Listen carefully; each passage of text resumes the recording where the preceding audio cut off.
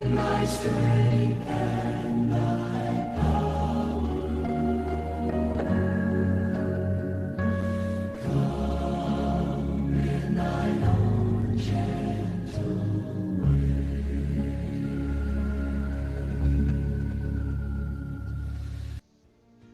Plenty of room in the family, room for the young and the old. Plenty of happiness, plenty of love, plenty of room in the fold. I'm so glad I'm a part of the family of God. I've been washed in the fountain, Gabi sa inyong lahat and happy Sabbath. So, mapalad tayo ngayong gabi sapagkat sa halip na ang inyong likod ang speaker na naka-assign pero nag-invite ako, in-invite ko yung ating district pastor na siya ang maging speaker natin kasi medyo masama yung pakiramdam ko. So, ngayong gabi ay tayo magsisimula sa ating family virtual family worship na kung saan ang ating opening song ay Together. So, sabay-sabay nating awitin.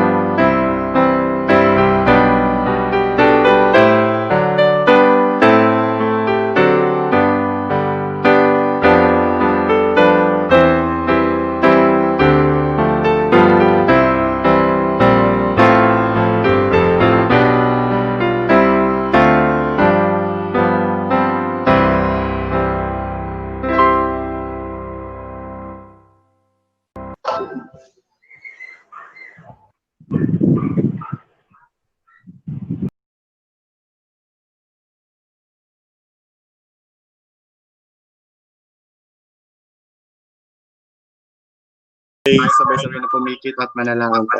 Pakinggan mo po ang pagtawag namin sa inyong banal na pangalan. Basbasan mo po ang aming pagtitipon at kami kaluguran mo sa gabi nito. Pagyaman mo po, Panginoon, at maging nakaayon sa inyong paoloban ang aming pagkikita-kita mula sa simula hanggang katapusan. Masalamin nawa namin ang layunin mong dakila sa aming buhay at maitagawa namin ngayon ang aming mga gawain naway kabutihan at pag-ibig sa aming kapwa. Kami po ay naninikluhod sa inyong harapan at kami inyong patnubayan. Bigyan niyo po kami ng sapat na lakas at katalinuhan upang maibahagi namin ang aming makakaya sa aming mga kasama sa pagtitipon na ito. Iligay mo po ang aming diwa at puso ang pagmamahal na hindi naghihintay ng anumang kapalit, bagkus ay bukas palad na nagkakaloob sa anumang tulong. Panalangin namin ang lahat ng ito sa matamis sa pangalan ng aming tagapagligtas na Jesucristo. Amen. So, ngayon ay bago natin marinig ang mensahe ni Pastor Jeff Bala, ang ating district pastor, hilingan po muna natin ng special number ang Inay Ellen. Magandang gabi po, mga kapatid. Magandang gabi po. Salamat, Diyos,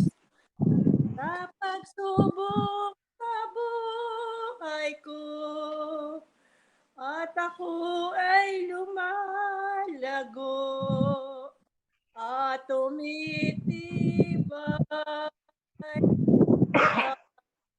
Salamat din, natutuhan kong magtiis.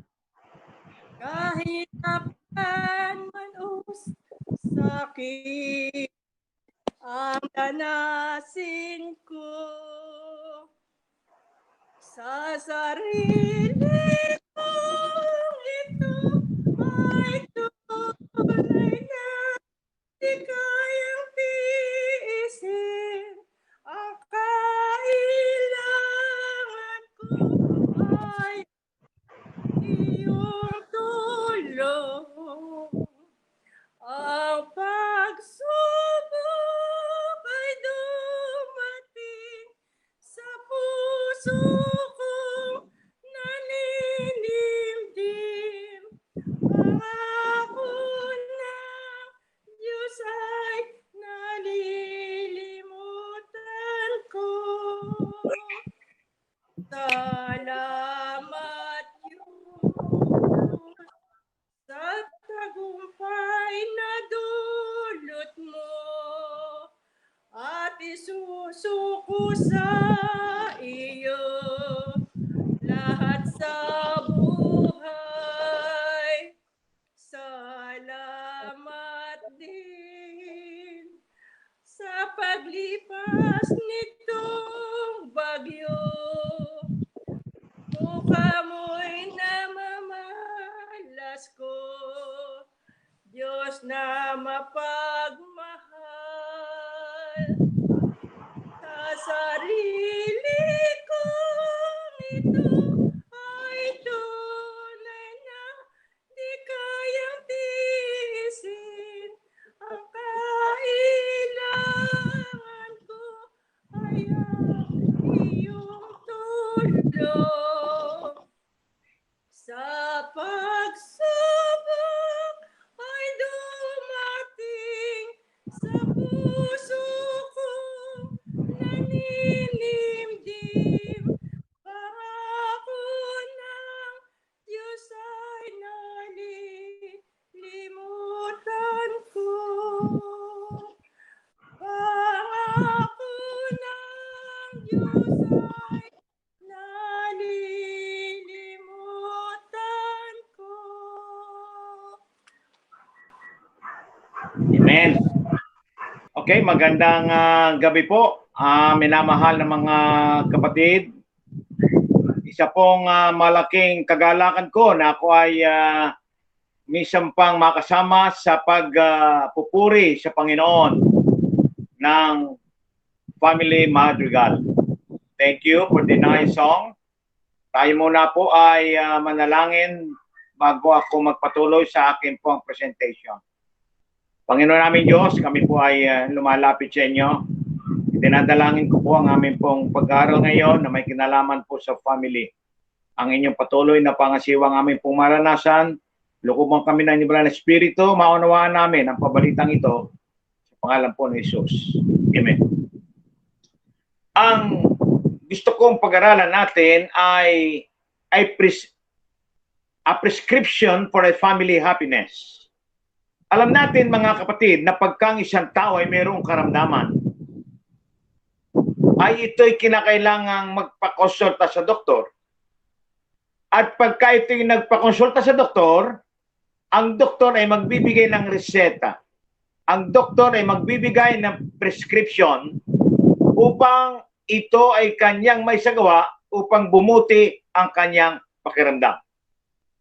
Of course, mga kapatid, lahat po tayo ay nag-i-expect ng ating tahanan ay maging maligaya. Ako po'y natutuwa sa pamilya, mga anak ni Nanay at po ni Tatay David na kayo po ay nagsusuportahan, nagmamahalan. So ito po ang ninanais ng Panginoong Diyos sa ating lahat. The topic tonight is about a prescription for a happy family.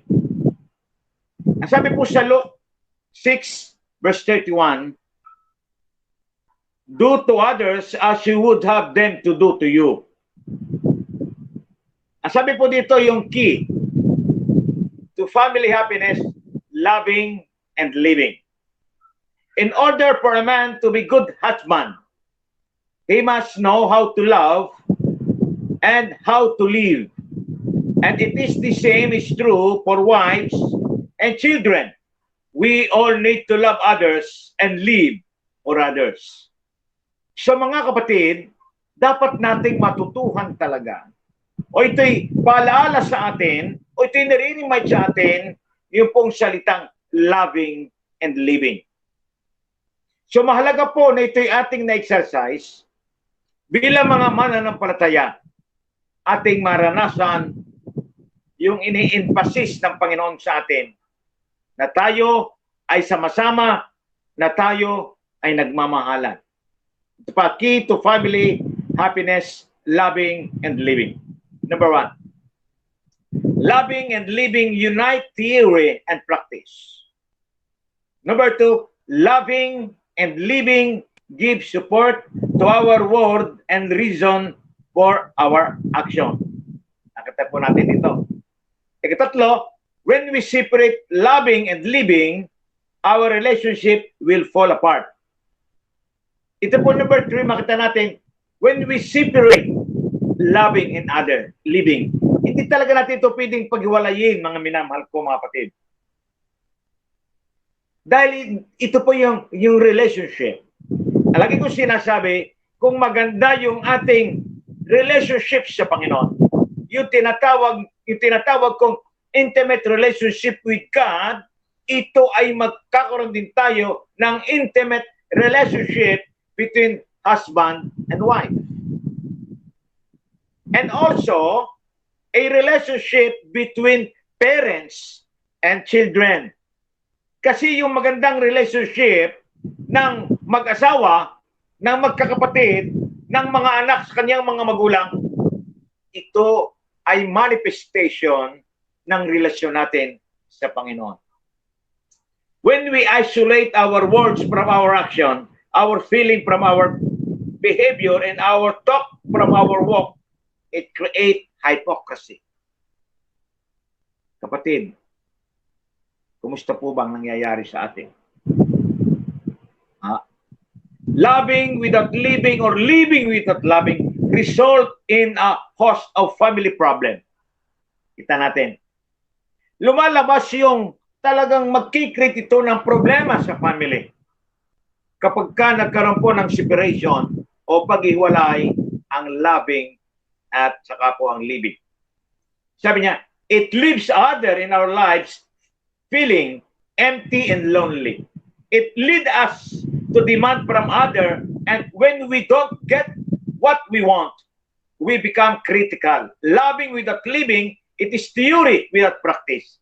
Kalimitan nga mga kapatid, ano? Puro lang theory. Hindi yung tinatawag natin na yung na-experience natin. Ano po? Kalimitan kasi, sinasabi lang natin. Pero hindi natin nagagawa. Hindi natin exercise yung ating sinasabi. Madali lang sabihin, Mami, I love you. Diba? My son, my daughter, I really love you. Sometimes, ito ay nababanggit lang natin. Pero, hindi ito, mga kapatid, yung bang dapat ito ay ating ginagawa natin ito. Ini-experience natin po ito. Yung sinasabing practical theology. Practical theology ay iba kasi doon siya theory. Sabi niya, it is mere performance, a display of nothingness. Parang pakita tao nga lamang. The formula of good family relationship always contain both loving and living. Ito na po yung formula ng mabuting relationship ng isang pamilya. Always contain both loving and living. Ephesians 5:23-24. The husband is the head of the wife. So yun daw, husband. Ito yung ulo. Ito yung head. Ito yung padre de pamilya. Kaya nga, head of the family. Wives should submit to their husband. Apostle Paul teaches that a husband has the responsibility to serve and care for his wife. So that is the big responsibility of the father. Ito yung malaki pong responsibilidad ng mga tatay bilang ulo ng iglesia, to serve and care sa asawa at sa mga anak. He showed that wife served through submission, but the husband served his wife through sacrifice. We must be willing to die for her. Kita natin ano? Ang lalaki pala, ang head of the family, ay willing to die for her. Ang lalaki, ang father, ay handang mamatay, handang magsakripisyo para sa kanyang asawa at para sa kanyang mga anak. Katulad ni Christ, nag-sacrifice para sa atin. Yun ang tunay na pag-ibig. Luke 22 verse 26. The greatest among you should be like the youngest, and the one who rules like the one who serves. Jesus tells us that the greatest duty of the leader is to serve others. Ito po ba na, no? Ito po yung the greatest duty of the leader is to serve others. Hindi yung self-centeredness. Hindi yung self-serving. Hindi yung inuuna muna natin yung ating sarili bago yung iba. Naalala ko po, alam po ba ninyo? Si tatay. Isusubo na lamang niya't lahat ay dadalhin pa sa bahay upang ibigay sa amin. Siguro yun po yung naman ako sa tatay ko. Na ako'y, kikita naman din ninyo po, ano, pag ako'y napunta kay Tatay David, pagka may pagkain diyan, pagka tayo nagsasalo-salo, ano po, ay ang sarap po, ano, ng pagdating natin sa bahay, meron tayong ibibigay sa ating anak, meron tayong pasalubong. So, ito pa ay manifestation ng sabi dito ay ng isang mabuting ama o isang mabuting ina na nagsasakripisyo para sa mga anak. Ay, ito po talaga yung nature eh. Tayo po mga magulang na. Ano po? Alam kong ito yung ating nature. Na talagang isusubo na natin, kakainin na natin, ibibigay pa natin sa ating mga anak. At sa akin naman, ay ibibigay pa natin sa ating asawa. Ito po yung pinakamalungkot. Alam po ba ninyo, meron pa akong unforgettable experience. Doon ko po yung nasa Thailand. Naroon kami sa Eat All You Can na restaurant. Ang dami mga pagkain. Alam ba yun mga kapatid, hindi ako makakain. Bakit? Iniisip ko tapos yung luha ko ay pumapatak. Experience ko po ito. Pumapatak yung aking luha. Hindi ko malunok yung aking kinakain. Iniisip ko ang aking asawa at ang aking anak. So, ang sarap ng aking buhay dito, pero ang aking asawa, yung aking anak, gusto kong yung naranasan ko ay maranasan din nila. Ibig sabihin, may ganito tayong kaisipan na gusto natin ay makaranas din sila ng isang magandang karanasan bilang mga magulang. True greatness in eyes of God is to humbly love and live for others. All others in our families. Diba? Serve others. Maglingkod tayo sa iba. Our goal in the family is not to focus on getting our needs met. Hindi po ito yung ating goal. Our goal in the family is not to focus on getting our need met. Kundi ano po? God did not create the family for us to gain satisfaction for ourselves at the expenses of others. Hindi po. Iba po ito. Kaya yung pong focus natin ay yung sama-sama ang family, nagmamahalan. The family is community of people that cooperates to fulfill everyone's needs. happiness in the family comes when we adopt a servant attitude and put others before ourselves. Ito po ang ginawa ni Jesus sa atin. Yung pong servant leadership. Pinaglilingkuran natin ang ating anak, ang ating asawa, pinaglilingkuran natin, binibigay natin sa halip na tayo ay mauna. Sila muna bago tayo. It is a Christian leadership. Ito po'y dapat ay na-exercise po natin. Sabi niya, treat others the way you would like to be treated. Siyempre, kung anong gusto ko na treat sa akin ng iba, iyon din dapat ang magiging treat ko sa iba. Alam po ba ninyo? Napakalaga po ito. Family conflict arise when individual members live in an immature. Alam po ba ninyo? Ang family po ba ay naiwasan po ang conflict? O kapatid, ang conflict po ay hindi po ito naiiwasan in every family. Pero sa isang matured, ito po ay naiisaayos soon as possible. Selfish way and are unwilling to serve others hurt other in the heart of family members when we do not take the time to deeply understand the needs of others. Lesson on loving and leading. Number 1, yung lesson, sama rin po natin, sabi niya, number 1, serve your family unselfishly and don't expect reward for doing kind and deeds. Number 2, be willing to give up your rights. Ito po, Pamsya, kasi medyo mabigat po ito. Number 2, be willing to give up your rights. Kasi, meron po tayo po kasi ay may ego. Tayo po kasi may ego. Tayo po kasi, sabi ng mga psychologists, tayo po ay egocentric. Kaya nga po, yung maliliit pa mga bata ay gusto nila palaging ang atensyon ay sa kanila. Hanggang sa paglaki, ang atensyon, gusto ay nasa kanila. Egocentric po tayo. Kaya yung sinasabing rights, pagka minsan ay mahirap lunukin, pagka minsan ay mahirap alisin yung rights. But kung si Kristo po'y nasa atin, ay ang sabi dito ay maalis natin ito. Kaya sabi, be willing to give up your rights. When we demand our rights, we ignore the needs of others. It destroys the attitude of serving our hearts. Kaya nga po yung relationship po ay napakahalaga. Minsan po, kahit po sa ating church, ito yung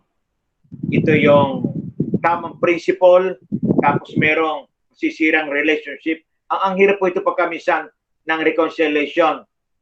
Yung pong ating palisiya, yung pong ating doktrina, pagkatapos po yung relationship mo yung masisira. So pagka minsan po talaga, hindi po ganun kadali, mga kapatid ko. Katatlo, align your attitude with the teaching of Jesus. We are inclined not to notice the needs of others when we are concerned with our own pleasure. Ika-4, serve your family according to the needs. Learn to identify the specific needs of all family members and look for creative ways to satisfy them. Kalima, be a genuine servant. Ibig sabihin ay maging totoo tayong lingkod.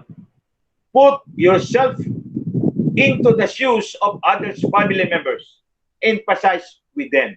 Alam po ba ninyo, madali lang sabihin madali lang sabihin na ganito ang gawin mo. Alam mo kung ako ikaw, ganito ang gawin mo. Alam mo kung ako ikaw, ganito. Madali lang yung sabihin, kapatid. Madali lang sabihin. Pero kung ikaw yung nasa ganong sitwasyon, I think, mahirap din ito. So, ibig sabihin, hanggang hindi natin yung sinasabi nating empathy, o yung sympathy, hanggang hindi natin ilalagay yung ating sarili sa kanila, hindi natin maaabot yung kanilang need. Kaya sabi dito yung pong maging genuine servant po tayo sa ating family. result of good family relationship. Ano po yung resulta? Number one, he who would become a saint in heaven must first become a saint in his own family. According to the writings of Ellen G. White, Adventist Home, page 317. Ikalawa, just as you conduct yourself in your home life, you are registered in the book of heaven. Sabi niya, just as you conduct yourself in your home life, you are registered in the book of heaven. Adventist Home, page 317. Ikatlo, parents, let not your religion be simply a profession, but let it become a reality. Adventist Home. Kalima, when religion is a practical thing in the home, great good is accomplished. Adventist Home. When all members of the family engage in developing their family, faith family relationship will not only bless the home itself, but will also be a light of our community and neighborhood. Kasi nakikita tayo ng ating kapitbahay.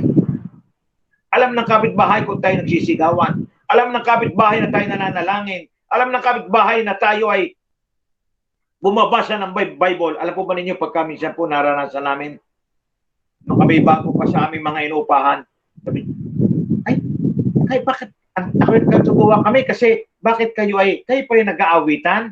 Kayo pala yung nagbabasa ng Bible? Tatanong ang mga kapitbahay kasi nagugulat sila. Bakit daw nag-aawitan daw, nagmasaya daw kami? Di ba? Ito pinararanasan natin, mga kapatid. Sabi dito, nagre-reflect si Kristo sa ating family. Kaya nga po, yung ating pong family ay nagre-reflect din sa ating mga kapitbahay. What is family? What is happening in the family? The reason of having trouble in the family, what will be happen if the family is undivided?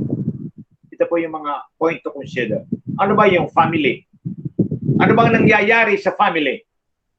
A reason of having trouble in the family. Ano ba yung mga reasons? Ano ba yung dahilan bakit mayroong trouble sa family?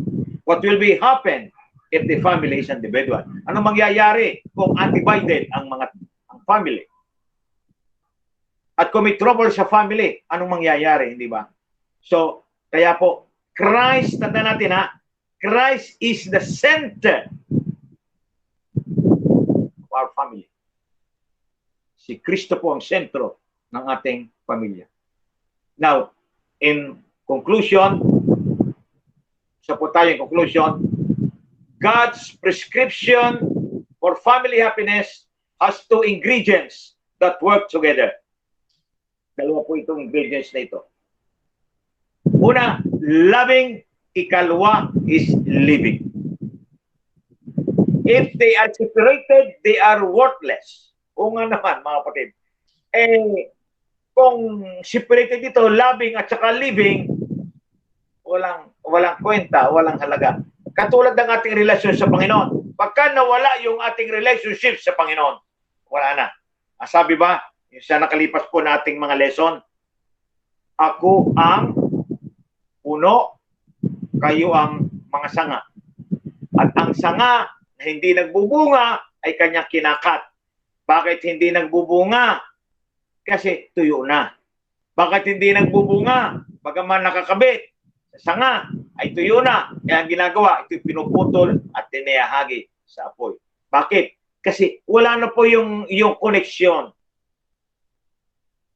doon sa puno. Kaya mahalaga po na magkaroon tayo ng koneksyon sa ating Panginoon. At kung may koneksyon tayo sa Panginoon, magkaroon tayo ng magandang koneksyon sa ating asawa, magandang koneksyon sa ating mga anak.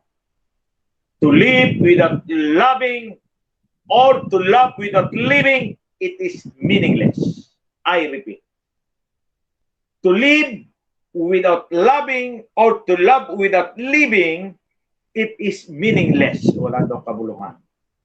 Our religious profession become cold and mechanical without love. So also our word of love are mere sentimentalism without living fruit.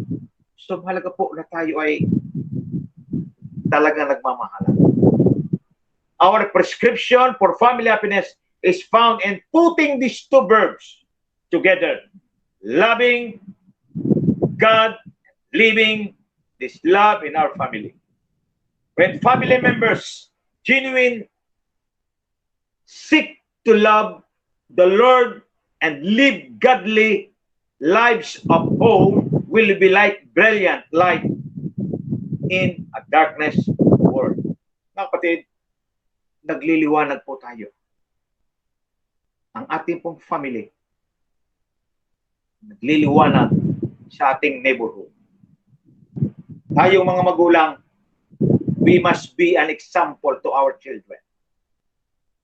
At tayo, the whole family, we must be an example to the community.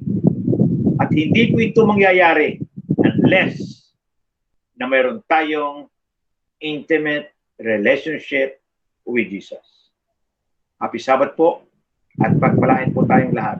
Na sana ang ating the whole family ay sasalubong, sasabihin natin, narito, nagagala kami, narito ang Diyos na aming inihintay.